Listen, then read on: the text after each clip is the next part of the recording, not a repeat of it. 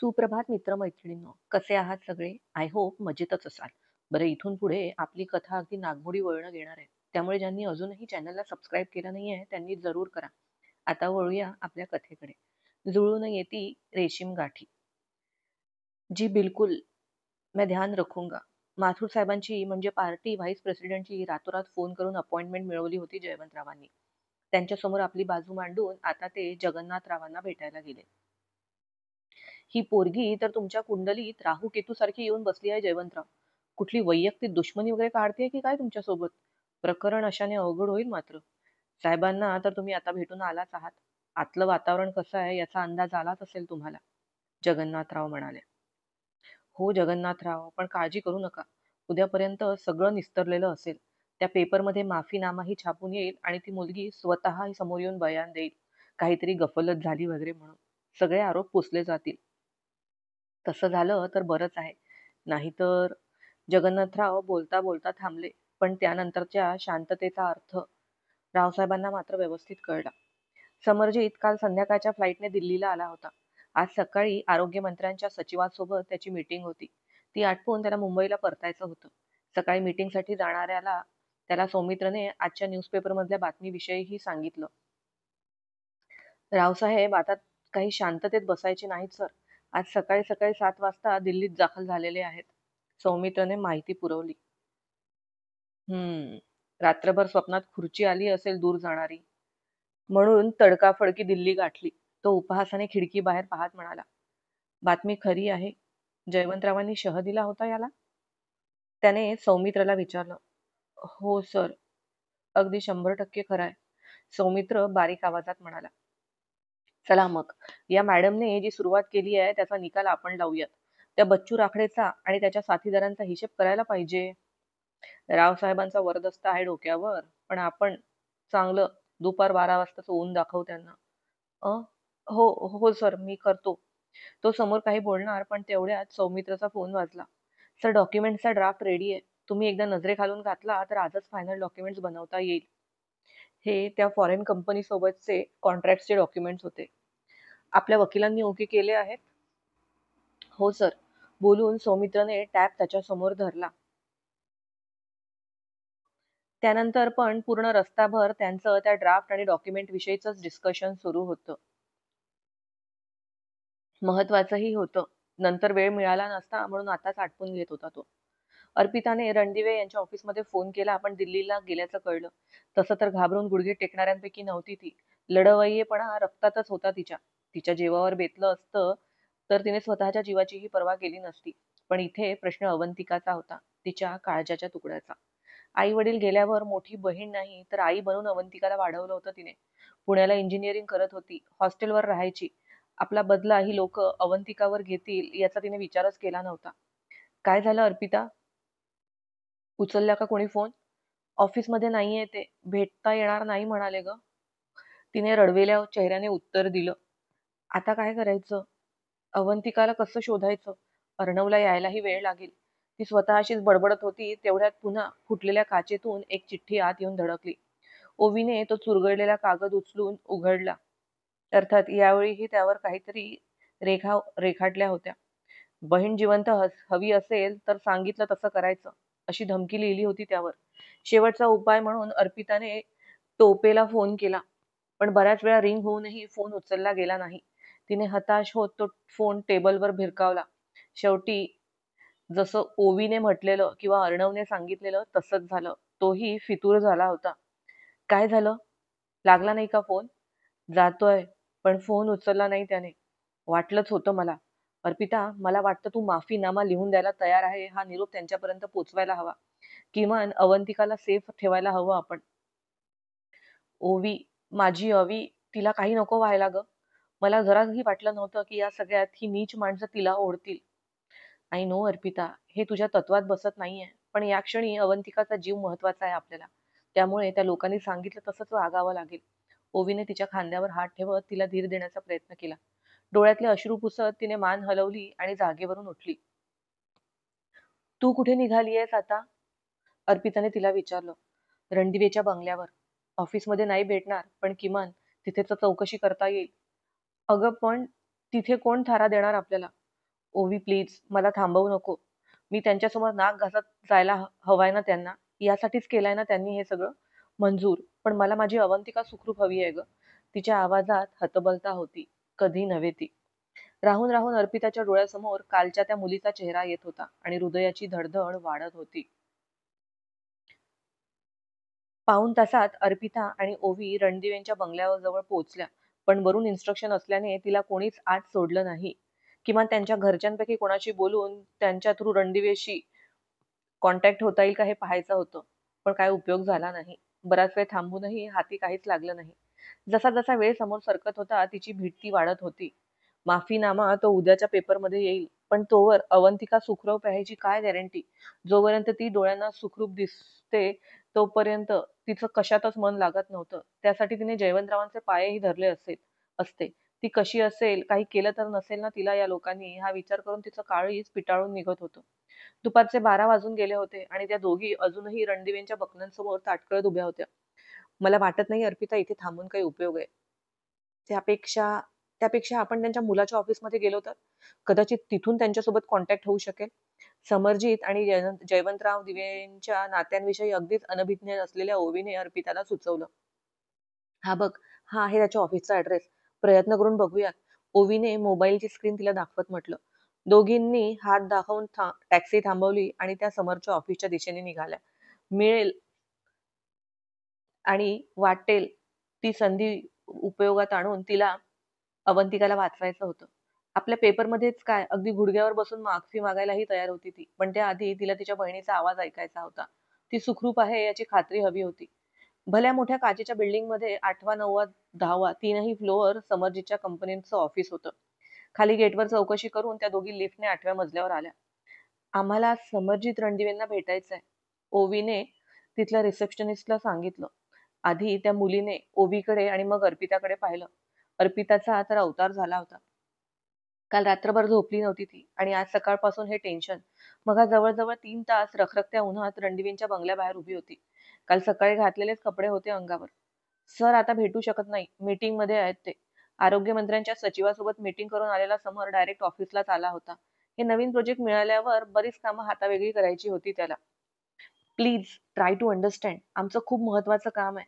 फक्त 5च मिनिटं घेऊ आम्ही त्यांचे. प्लीज, कुणाच्या तरी जीवना-मरणाचा प्रश्न आहे. ओवीने विनवणी केली. सॉरी मॅडम, पण अपॉइंटमेंट शिवाय सर कुणालाच भेटत नाही आणि आजचा दिवस तर त्यांचं पूर्ण शेड्यूल पॅक आहे. खूप महत्वाची मीटिंग सुरू आहे त्यांची. तुम्ही एक काम करा, परवा या. मी सांगून ठेवते तसं. काही वेळ मिळाला तर भेटता येईल तुम्हाला त्यांच्यासोबत. रिसेप्शनिस्ट शक्य तेवढा नॉर्मल टोन ठेवत म्हणाली.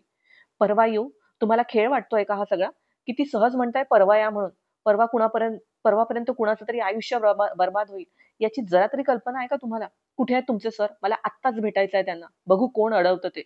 उद्विग्न, हतबल, घाबरलेल्या झालेल्या अर्पिताने सरळ रिसेप्शनिस्टचा दरवाजाजवळ असणारा दरवाजा उघडला आणि आत शिरली. तिला कसंही करून तिची बहीण सुखरूप हवी होती. रणदिवेंची माणसं जर रस्त्यावरच्या मुलीची अशी हालत करू शकतात तर अवंतिका सोबत काय करतील ही लोक, विचार करूनच भीती वाटली तिला. ऑफिसमधले सगळे लोक वळून वळून तिच्याकडेच पाहत होते, पण तिला कसलीच तमा नव्हती. तिला कसंही करून समरजित पर्यंत पोहोचायचं होतं. सध्या तिला तो एकच दिसत होता ज्याच्या थ्रू ती तिच्या बहिणीपर्यंत पोहोचू शकणार होती आणि पर्यायाने जयवंतराव रणदिवे पर्यंत. सुधाकर सुधाकर, त्या मॅडमला थांबव. सरांची मीटिंग सुरू आहे, तिला तिकडे जाऊ देऊ नको. रिसेप्शनिस्ट मागून ओरडत म्हणाली. पण तोपर्यंत त्या भल्या आलिशान कॉन्फरन्सचा दार उघडून अर्पिता आत शिरली. समोर 8-10 सुटाबुटातले लोक बसले होते आणि मध्यभागी समरजित. खाडकन दरवाजा उघडल्याने सगळ्यांचं लक्ष त्या दरवाजाकडे गेलं. तर अर्पिता दारात उभी होती. तिच्या अचानक येण्याने तिथे बसलेले सगळे तिच्याकडे विचित्र आणि आश्चर्य नजरेने पाहायला लागले. तिच्या अशा अचानक एंट्रीने समरजितच्याही भुवया आकसल्या. तो काही रिॲक्ट करणार त्याआधीच सौमित्रने खाली झुकून त्याच्या कानात सांगितलं, ही अर्पिता जाधव आहे. सौमित्र आणि तिची सौमित्राने तिची ओळख सांगितली आणि त्याच्या भुवयांसोबत डोळेही ताठरले. त्याने एकदा तिच्याकडे पाहिलं आणि मग तिथे बसलेल्या सगळ्यांकडे. Excuse me gentleman, we will connect after half an hour. Please excuse, तो म्हणाला आणि मानवा डोलवत ते सगळे उठून तिथून निघून गेले. जाता जाता दारातून बाहेर पडताना प्रत्येकाने एक एक कटाक्ष अर्पिताकडे टाकला, पण सध्या तिला कसलीच फिकीर नव्हती. ती सगळी मंडळी तिथून निघून गेल्यावर त्याने अर्पिताकडे पाहिलं. काल सकाळपासूनच अंगावर असलेला सर्व सलवार सूट बऱ्यापैकी चोळामोळा झाला होता. लालसर झालेले डोळे आणि वेणीतून विस्कटलेले बाहेर आलेले केस, चेहऱ्यावर प्रचंड थकवा, सोबतीला राग, चीड, भीती, सगळं काही. रिसेप्शनिस्ट सोबत ताडताड बोलून भराभर पावलं उचलत इथपर्यंत आली होती, त्यामुळे दमही लागला होता. बोला, काय काम होतं? हातातला पेन खाली ठेवत खुर्चीला रेलून बसत त्याने तिच्याकडे पाहत विचारलं. तुमच्या वडिलांना भेटायचं आहे मला. तिचं त्याच्या डोळ्यात डोळे घालून उत्तर. मग चुकीच्या पत्त्यावर आलाय तुम्ही. हे माझं ऑफिस आहे, समरजितचं. कुठल्या राजकीय पक्षाचं ऑफिस नाहीये. त्याच्या प्रत्येक शब्दात त्याच्या वडिलांविषयी कडवटपणा आणि तिरस्कार होता. अर्थात तो सध्या समजून घेण्याच्या मनस्थितीत नव्हती अर्पिता. माहिती आहे मला, तुमच्या वडिलांना भेटायला तुमच्या घरी गेले होते, पण आज जायला दिलं नाही मला कोणी. एखाद्याला हतबल, लाचार करून ते आपल्या मागे असं पळवट ठेवणं खूप छान जमतं तुमच्या वडिलांना. परिस्थितीसमोर टेकलेली नांगी, त्यामुळे आलेली हतबलता आणि आपण काहीच करू शकत नाही या गोष्टीचा राग, सगळंच होतं तिच्या आवाजात. काय हवंय त्यांना? माझी माफी हवी आहे ना? ठीक आहे, मागते मी माफी. नाक घासत माफी मागते, पण त्याआधी मला माझी बहीण हवी आहे, सुखरूप, परत. अर्पिताला असं अचानक समोरच्या ऑफिसमध्ये आल्याचं पाहून सौमित्रने फोन फिरवत बाकी डिटेल्स काढले. त्याच्यासाठी काही मुश्किल काम नव्हतंच ते. तशीही जयवंतरावांच्या प्रत्येक कारणावर नजर असायचीच त्याची. तुझी बहीण? समरजितचा प्रश्न. पण अर्पिताने काही उत्तर द्यायच्या आत सौमित्र त्याच्या कानाजवळ झुकला आणि त्याला काय झालंय ते सगळं सांगितलं. तुमच्या वडिलांच्या गुंडांनी उचललाय तिला तिच्या हॉस्टेलमधून. का तर मी खरं काय ते छापून आणलं पेपरमध्ये म्हणून. माझ्यावर सूड उगवायला. पण एक लक्षात ठेवा मिस्टर समरजित, पापाचा घडा भरला तर तो फुटतोच. आज जरी सुटले ते तरी देवाच्या दारी न्याय असतो. ती ताड बोलत होती. देवाच्या दारी न्याय असतो या तिच्या वाक्यावर तो कुत्सित हसला. काही क्षण डोळे बंद करून त्याने विचार केला. मिस्टर समरजित, हे बघा, माझ्या बहिणीशिवाय कोणीच नाहीये माझं. आई बाबा गेल्यानंतर आपल्या मुलीसारखं वाढवलंय मी तिला. तिचंही कोणीच नाही माझ्याशिवाय. त्या पुनर्वसन केंद्रातल्या मुलीची अवस्था पाहून तिला न्याय मिळवून देण्यासाठी हा सगळा घाट घातला होता. तिच्या शरीराचे लचके तोडणाऱ्या लांडग्यांना शिक्षा द्यायची होती मला. तुमच्या वडिलांनी त्या सगळ्यांना पाठीशी घातलं म्हणून त्यांना जाब विचारला. पण या सगळ्यांची किंमत जर माझ्या बहिणीची अब्रू, तिचं आयुष्य असेल तर मागे फिरायला तयार आहे मी. नको मला न्याय, नको ही लढाई, अर्पिता म्हणाली आणि आता मात्र तिचं बोलणं ऐकून समर मोठ्याने हसला. का? एवढ्यात मागे फिरायची भाषा? निघालं का सगळं प्रामाणिकपणाचं भूत डोक्यातून? अन्यायाविरुद्ध लढा वगैरे सगळं विरलं का हवेत? त्याने उपहासाने हसून विचारलं. नोटांच्या बंडलांखाली अन्यायाविरुद्ध उठलेले असे कितीतरी आवाज जपताना पाहिले होते त्याने, अगदी सर्रास. समोर बोलून नंतर लोक साफ पलटून जात होती. प्रश्न माझ्या जीवाचा असताना तर शेवटच्या श्वासापर्यंत लढा दिला असता मी. पण माझी बहीण, तिची काहीच चूक नाहीये यात. तिचा नाहक बळी दिला जातोय. पण तुम्हाला काय कळणार? अशा राजकारणात जेव्हा आपल्या माणसाचा जीव पणाला लागतो तेव्हा काय वाटतं ते तुम्ही नाही समजू शकणार ते. तिचा तो प्रश्न त्याच्या वर्मावर बोट ठेवणारा होता. काळजातली ती कधीच भरून न निघणारी जखम पुन्हा एकदा भळवळली तिच्या वाक्याने. रक्त वाहायला लागलं. Okay, let's come to the point. मी एक बिझनेसमॅन आहे आणि माझा फायदा असल्याशिवाय मी कशातच काहीही इन्व्हेस्ट करत नाही. तुला तुझ्या बहिणीचा जीव वाचवायचा आहे? चल, करतो मदत मी. आणतो तिला सुखरूप परत. पण त्या बदल्यात माझ्यासोबत लग्न करावे लागेल तुला. बोल, आहे मंजूर? त्याने अगदीच एखादी बिझनेस डील फायनल करत असल्यासारखा प्रश्न विचारला तिला आणि क्षणभर आपण काहीतरी चुकीचं ऐकलं म्हणून का ती त्याच्याकडे पाहतच राहिली. अर्पिताचा काय, पण बाजूला उभ्या असलेल्या सौमित्राला सुद्धा धक्का लागला त्याचा हा निर्णय ऐकून. माझ्यासोबत लग्न केलंस तर आयुष्यभर तुझ्या बहिणीच्या केसाला कोणीही धक्का लावू शकणार नाही. तिच्याच काय, तुझ्या सुद्धा. माझी गॅरंटी आहे. शिवाय हे जे काही अन्यायाविरुद्ध मशाल वगैरे पेटवली आहेस ना तू, ती पेटती ठेवायला तुझ्या नावाच्या मागे एक वजनदार नाव लागेल. मी देतो ते नाव, समरजित रणदिवे. आयुष्यात येणाऱ्या अशा संकटांपासून वाचायला पुरेसं आहे हे नाव तुझ्यासाठी. त्याचं बोलणं ऐकून तिला ओवीचं वाक्य आठवलं. हे हे काय बोलताय तुम्ही? अगदीच अनपेक्षित प्रस्ताव ठेवला होता समरने तिच्या समोर. प्रोसेस करायला, डायजेस्ट करायला वेळ लागणार होता तिला. मी म्हणालो ना तुला, माझा फायदा असल्याशिवाय मी कुठेच काहीच गुंतवणूक करत नाही. मग इथे तरी का करू? संबंधच नाही. तो करारी नजरेने तिच्याकडे पाहत म्हणाला. अतिशय गंभीर होता तो. तिला तर कशाचीच टोटल लागत नव्हती. हा समोर उभा असलेला जयवंतराव रणदिवे यांचा मुलगा त्यांच्याच विरोधात तिला साथ द्यायला तयार होता. पण का? कशासाठी? तुम्ही तुम्ही खरंच माझी मदत करताय? अर्थात हा प्रश्न सगळ्यात पहिले आला तिच्या डोक्यात. तुझं शंका निरसन करायला वेळ नाही माझ्याकडे. अर्ध्या तासात मला माझी मीटिंग रिझ्यूम करायची आहे. मी माझ्या शब्दाला जागेल एवढंच सांगू शकतो. मंजूर असेल तर बोल. आजच लग्न लागेल आपलं. पण पण मी कसा काय विश्वास ठेवू? अर्थात आजच पाहिलेल्या या माणसावर ती कसा काय विश्वास ठेवू शकणार होती? पण प्रश्न अवंतिकाचा होता. तिच्या जीवासाठी तिने अगदी आगीतही उडी घेतली असती. समरजित सोबत लग्न करणं ही तर फार छोटी गोष्ट होती. सौमित्र समरजितने फक्त त्याचं नाव घेतलं आणि समरजितला त्याला पुढे काय करायला सांगितलंय ते कळलं. ज्या गोडाऊनमध्ये अवंतिकाला बंदी बनवून ठेवलं होतं तिथल्या म्होरक्याला सौमित्रने समरजितच्या नंबरवरून फोन लावला. तो सुद्धा आपल्या बापाला पुरेपूर ओळखायचा. जयवंतरावांची आतली बाहेरच्या सगळ्या माणसांची खबर असायची त्याला. अगदी इत्तंभूत. जोवर त्यांना ते नडत नाही तो लक्ष घालायचा नाही. पण जेव्हा अशी परिस्थिती यायची सगळ्यांचा धोबीपछाड व्हायचा. बोला समरजित भाऊ, त्या पोरीला उचलून आणलाय ना, फोन दे तिच्याकडे. पण समरजित भाऊ, साहेबांची ऑर्डर आहे. फोन दे फाक्या तिला, नाहीतर तुला फाडायला वेळ लागणार नाही मला. समरजितचा कठोर आवाज आणि त्या माणसाने निमूटपणे फोन अवंतिकाच्या समोर नेऊन धरला. तिच्या तोंडावर बांधलेली पट्टी काढली.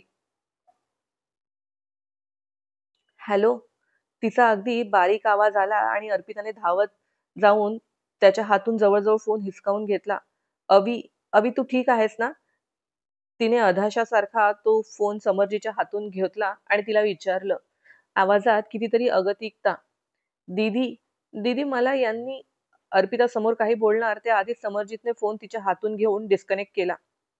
तुला आणखी कुठला पुरावा देत बसायला वेळ नाहीये माझ्याकडे. बोल, काय ठरवलंय? अर्पिताच्या बंद डोळ्यातून दोन अश्रू ओघळले.